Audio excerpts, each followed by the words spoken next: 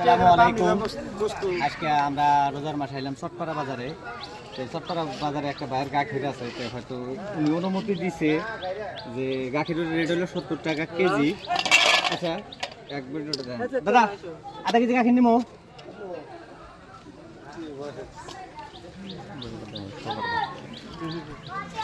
তুঝে প্যার আমরা নিয়ে যাবার কি লাগে? হ্যাঁ নিয়ে যা, এনদিকে চেক করে নিয়ে যান, এনদিকে চেক করি না, একটু লই লইব, এনদিকে চেক করব।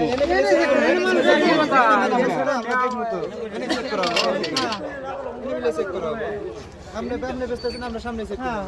আমি আউলি নিয়ে না না একই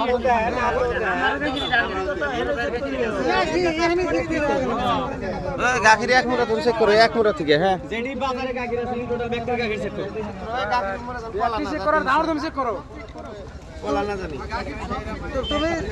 তুমি যেভাবে যে ডিলাম করতেছ কাবা যাওয়ার চেক করো, নালে ওড়ি খেয়ে পলাবো বাবা।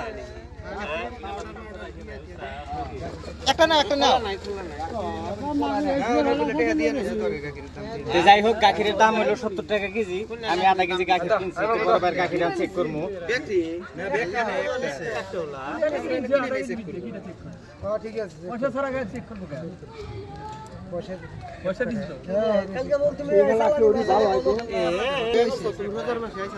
না রোজার মাসে আহার দরকার আছে।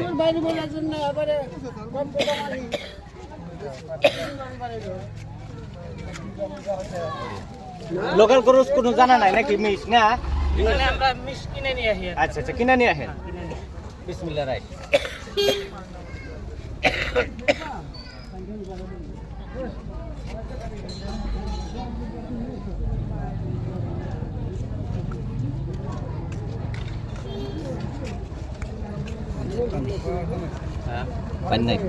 Pandai এমনি দাও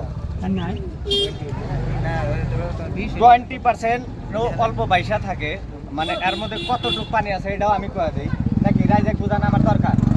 তার মানে যেরকম বালতিটা খলান দিল, খলান দিয়া গাখিরটার মধ্যে পানি না দিলে গাখিরটা ফেটা যাবো, যার কারণে সামান্য হতো না সামথিং। ঠিক আছে, আপনার গাখিরে কোনো ভেজাল নাই কেন?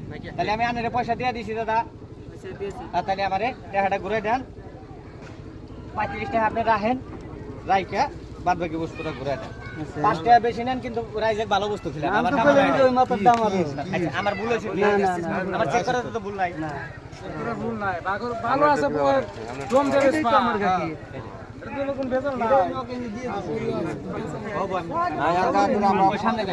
সামনে কিনে